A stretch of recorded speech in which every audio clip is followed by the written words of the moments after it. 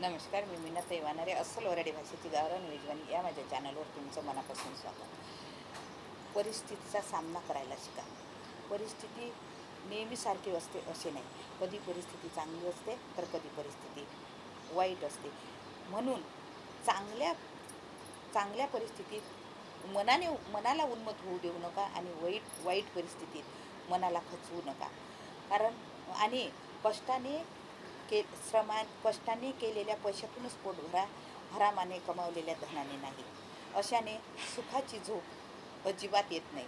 बघा, आपल्या इथं कसं आहे की शेतकरी किती कष्ट करतो, त्याला उन्हा पावसाचा, अवकाळी पावसाचा, कधी पुराचा इतका फटका बसतो की त्याचे कष्ट कधी कधी त्याच्या कष्टावर पाणी फिरल्या जाते. तरीही तो जिद्दीनं उभा राहून पुन्हा शेत पेरतो आणि शेत करतो. पण काही काही पिकं असे आहेत म्हणजे ते एक पैसा लावा लागत नाही, कष्ट करा लागत नाही, करोडो रुपयाचं काही लोक तसंच पीक कापतात दरवर्षी. तर ते पिकं कोणते हे तुम्हाला माहीतच आहे. पण त्यांना सुखाची झोप येत नाही, गोळ्या खाऊन झोपावे लागतात, गोळ्या खाऊन झोपावं लागते. आणि तेच एखादा शेतकरी भर उन्हात नांगर, आणि त्यांना कधी किती त्यांना झोपायला काही कमी नसते. एसी असते, कितीतरी फुटाच्या उंच गाद्या असतात, सर्व सुखसोयी असून रात्रभर तळमळ करतात.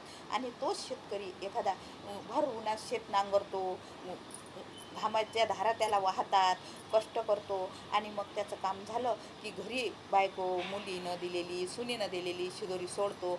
सुकी शिदोरी तो झाडाखाली बसून खातो, त्यावर गटागटा पाणी पितो आणि ना खाली पांघरून असते ना वर पांघरून असते.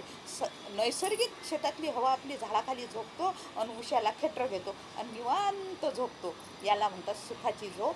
कारण की त्याने कष्ट करून ती झोप, मेहनत करतो, कष्ट करतो, प्रामाणिकपणा करतो, म्हणून त्याला ती सुखाची झोप येते. आवडल्यास लाईक करा, शेअर करा, सबस्क्राईब जरूर करा.